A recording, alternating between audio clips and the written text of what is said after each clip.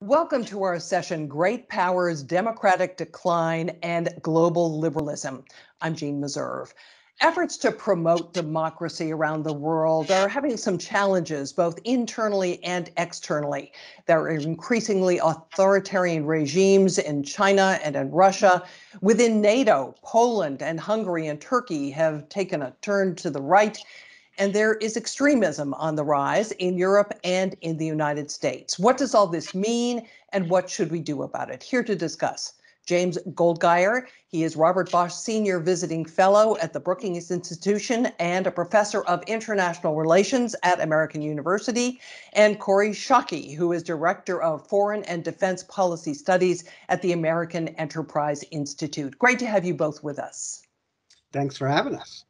Kori, let me start with you. Should the first priority of democracies be to get their own houses in order, to shore up their own institutions against threats to democracy, both internal and external? You know, in a perfect world, that would absolutely be true. And yet the rest of the world doesn't wait until we're ready to deal with it. We have to deal with the challenges to our interests and to our security when they're thrown at us, whether or not we're ready.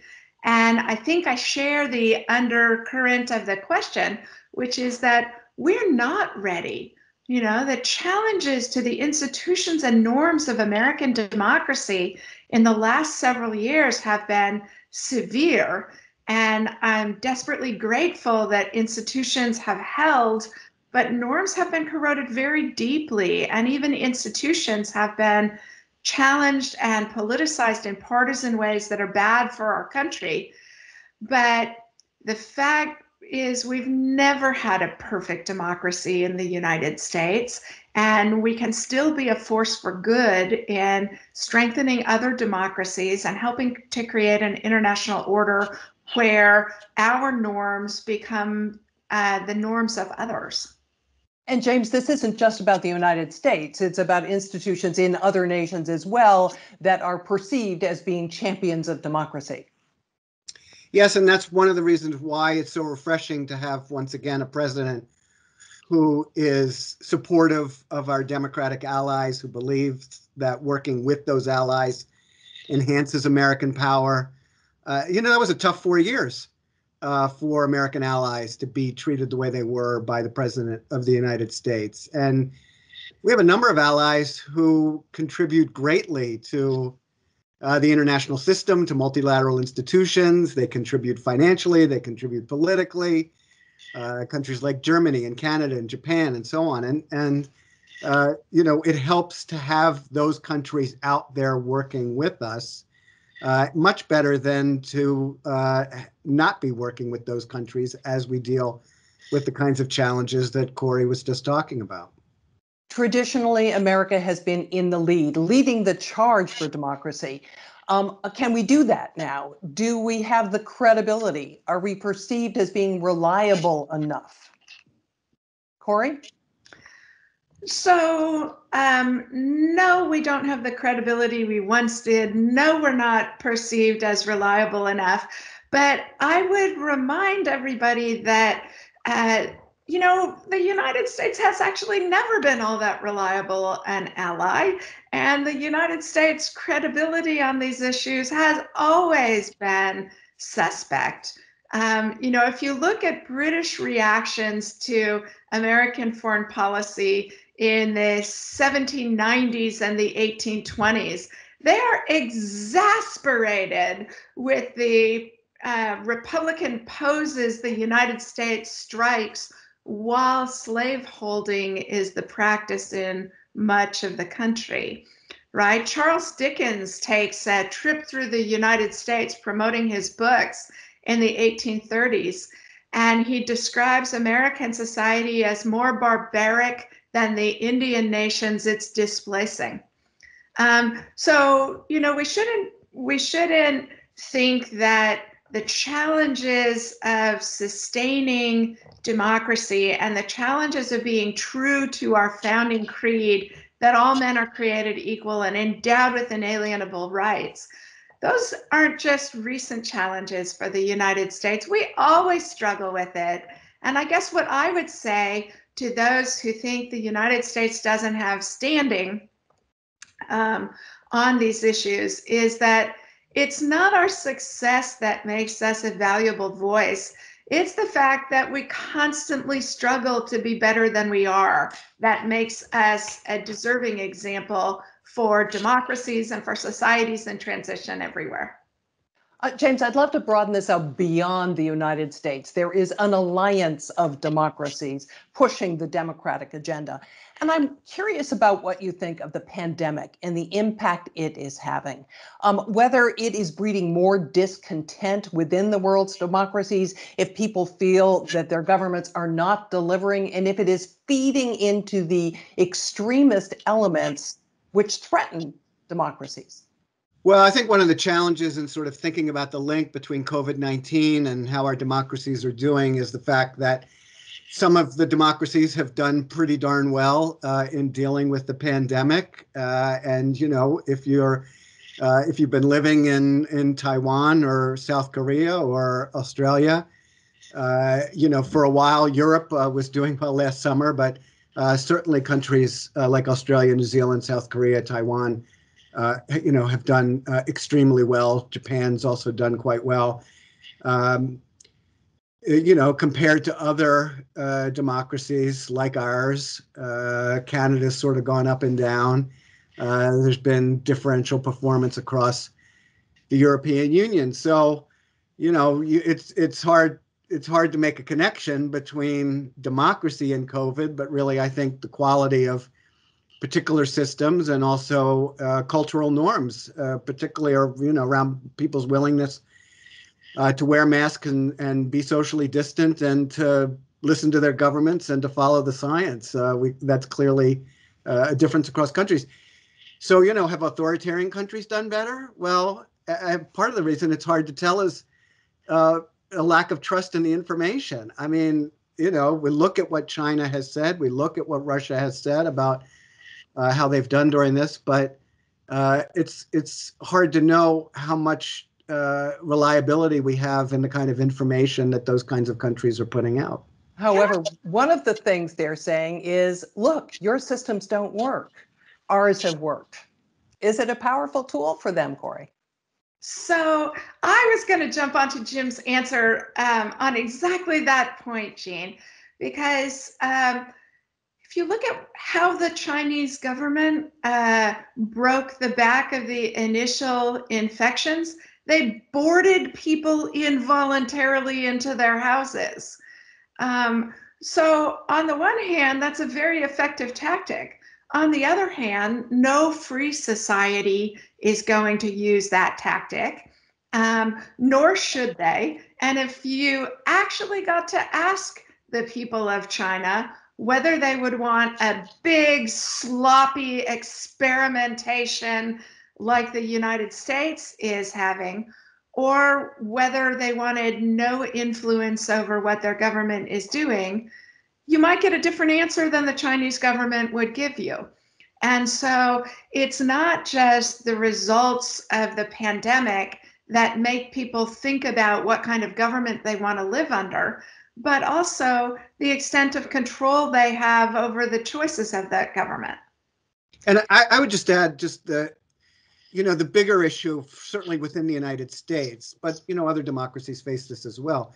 I mean, are the systems working enough for the people who live in those societies? I mean, you know, the problem in the United States right now is people look at the government and they think, what on earth is going on? I mean, we want this government to solve problems for us, and if they can't solve problems, that's a huge problem. And so the polarization in the country right now is just devastating on, you know, so many different dimensions. And that is a threat to democracy, yes? Yeah, it's a huge yes, because you want people to believe that that their democratic system can work and that they should believe in the importance of maintaining that democracy. You know, I would much rather, whatever problems the United States has, I would much rather live in this democracy than I would in some other kind of political system. I have no desire to live in an authoritarian state, but I do want this democracy to be able to work better. I'm wondering if in this point in time, there is much of an appetite on the part of the alliance of democracies to push forward with democracy elsewhere. One thing that I'm front of mind when I ask that question is the new trade deal that's been struck between the EU and China, which hasn't been ratified yet, but it doesn't appear to take into account at all any human rights issues. It appears in that instance that economics trumps democracy. Am I reading that right, Kori? Yes, I think you're reading that right. What I notice about the debate over China between the United States and our close friends and allies in Europe is that because the United States is a Pacific power, our public debate is a little bit ahead in time of the European public debate, in part because we've had more up-close experience with China, and because we also have close allies in China's neighborhood that we're hearing from, that we're engaged in, that we're protecting. And the European debate 2 years ago is about where the US debate was 5 years ago. And so I do think we are converging on a common set of points. That is that 5 years ago, we thought that engagement with China was going to liberalize China, right? That as they became more prosperous, they would become more liberal. And the Chinese government has proved that's clearly not what the Chinese government wants. It's unclear to me that's what the Chinese people want, but the government's clearly not there. And right now, there's a certain amount of friction because the Europeans are trying to sustain that model of uncritical engagement because the arc of history bends towards freedom. Whereas the United States has grabbed onto the arc of history and is trying to wrench it in a positive direction. But I do think one of the important things about democracies is that they have common values. And it will be flat out unsustainable for the government of Germany to support Volkswagen having production plants that rely on labor or inputs from re-education camps of Uyghur. It's not just Americans that bridle at that outrage. Germans are going to bridle at that outrage too. But we're just in the process where we're all getting educated. We're all having experiences with China that make us realize that this is a government that doesn't respect the rights of its citizens. And that's going to change every free society's behavior towards China. James, thoughts on this? Well, I just come back to something that Kori was talking about at the very beginning, which is the importance of, even as we're working to try to perfect our own democracy and deal with a multitude of problems, including, the fact that we do have systemic racism in this country, and we need to be addressing it at the state, local, and national level. But that doesn't mean we shouldn't be a voice for freedom abroad. And, there's nothing the Chinese government would like more than for us to accept the notion that we can't speak out on behalf of Uyghurs because we still discriminate against populations here at home. And, we should not fall into that trap. We need to stand strong about recognizing that we have issues to address here in the United States. But I think what we've seen from the Biden administration since January 20th is a willingness to speak out in defense of democracy, in defense of human rights. They're not shying away from it. Now, there's a whole separate question about what they can accomplish and how much of that depends on dealing with issues here at home. But it's a good sign that they don't accept the proposition that they can't say something just because we're not doing as well as we would like to here. Going back to the Europeans for just a moment, the Biden administration asked them before they came into office, go slow on this agreement with China. We want to consult with you and talk with you before you finalize this. And the Europeans went ahead anyway. What does that say, Kori? It says that, just as we clumsily coordinate our policy with our friends from time to time, they also clumsily coordinate their policy with us from time to time. And the European argument was that this sets the ground rules for potential trade. It doesn't mean we can't coordinate with the United States going forward. And that the US in the last 4 years has proceeded with a whole bunch of trade initiatives with China that we didn't clear with the Europeans. So, it's tiresome, but it's not that big a deal, I don't think. I want to talk for a minute about Russia. We have seen these massive demonstrations against Putin in support of Navalny. James, should we take encouragement from that? Well, I think, first of all, we should admire the bravery of these people. First and foremost, Alexei Navalny himself and his family and his associates. I mean, his willingness to go back to Russia, knowing that he would be arrested, the possibility that he may well be killed in prison. It's extraordinary. And the willingness of people to go out on the streets, as it always is. It's always so amazing when you see people willing to go out into the streets in defense of their freedom. We saw it in the latter part of 2020 in Belarus. And so I think, we should always be encouraged by the fact that people are willing to do a great amount to stand up for their own freedom and to seek a change in the government. But we still need to recognize Vladimir Putin holds a lot of cards in this situation. He has control over his security services.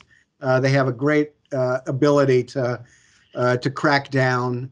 As big as the demonstrations have been and as widespread across the country, it's still a small part of the Russian population. But I think it is a sign that there are weaknesses to the Putin regime that will make it very difficult for him, certainly to stay in power till 2036, as he arranged for himself last year. That's still a long time to go for somebody who is increasingly unpopular, especially among the younger generation.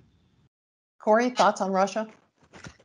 Yeah, I share Jim's judgment. In fact, most of what I think I understand about Russia, I learned from reading Jim's very thoughtful work on Russia and the West.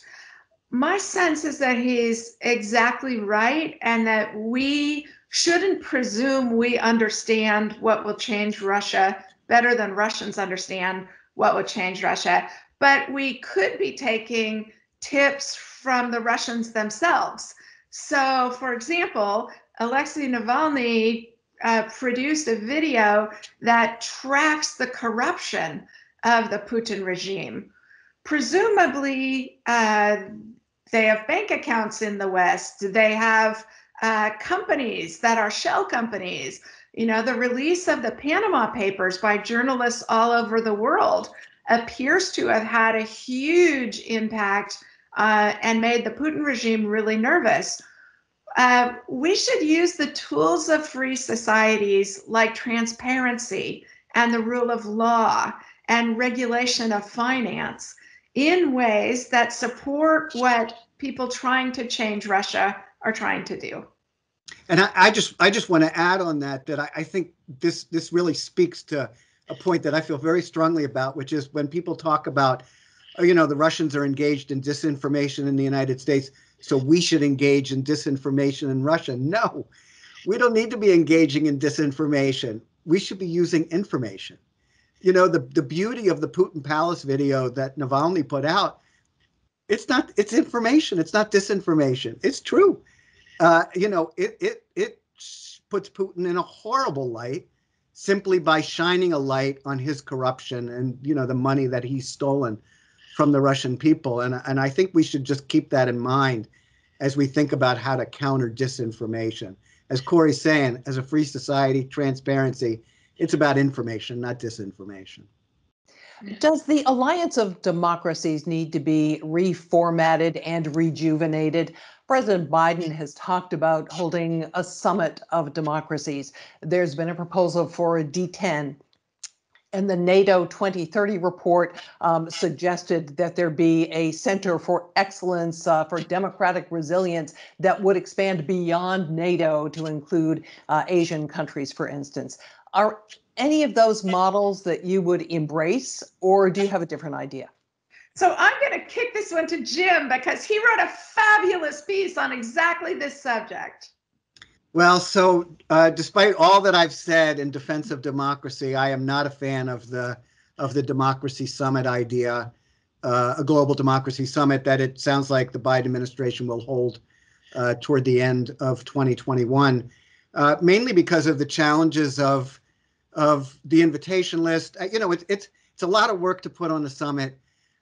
You have to think about what you're trying to accomplish with it, and there are just a lot of issues with respect to who you invite. For example, Jeanne, you were referring before to NATO and Poland, Hungary, and Turkey. Do you not invite them to a democracy summit? If you do invite them, are you basically saying, well, we consider you democracies despite what you're doing at home? If you don't invite them, then you've antagonized countries that are part of NATO. I just prefer, you mentioned, for example, the D10, which is an idea of the UK to build on the G7 and add South Korea, Australia, and India into the conversation with the other major democracies. The Center for Democratic was proposed by the NATO 2030 group. We have institutions. We can enhance institutions. I just feel like if we're gonna work on democracy issues, let's just get to work.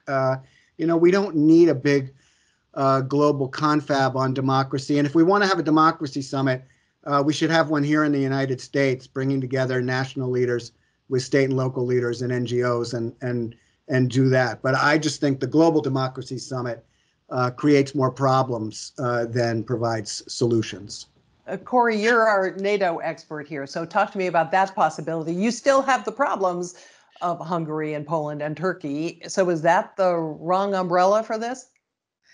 And not only does NATO have those problems, NATO's always had problems, right? Greece and Turkey weren't democracies in the 1970s. They had military coups. And what NATO has done, though, is tug countries in positive directions.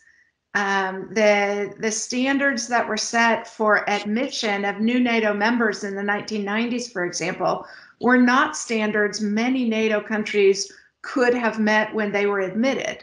And so, it's never been easy and simple. And that's why I think Jim's argument about let's not reify democracy and create a special forum where we get to judge who gets in and who gets out. Let's instead focus on problems we actually want to solve together.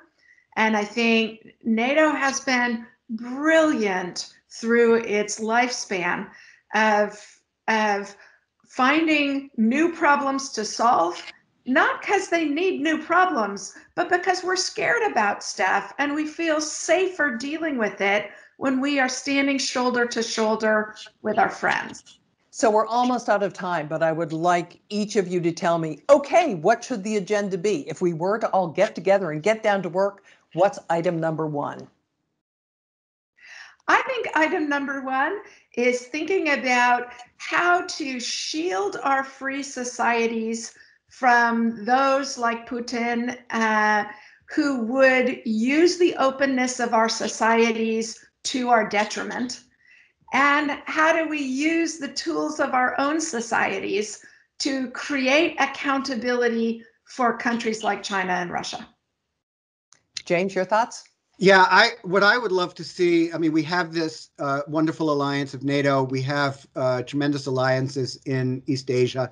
I would love to see us find ways to work more across these two regions. The U.S. is really the country that's situated to be able to build those ties across these two regions. And especially given the competition with China in the coming decades, I think our ability to utilize our alliances to work across regions will be incredibly important. Thank you both for this conversation. James Goldgeier, who is with the Brookings Institution and American University, and Kori Schake, who is with the American Enterprise Institute. Great to have you with us. And stay with us. Coming up, a discussion on existential threats to governance.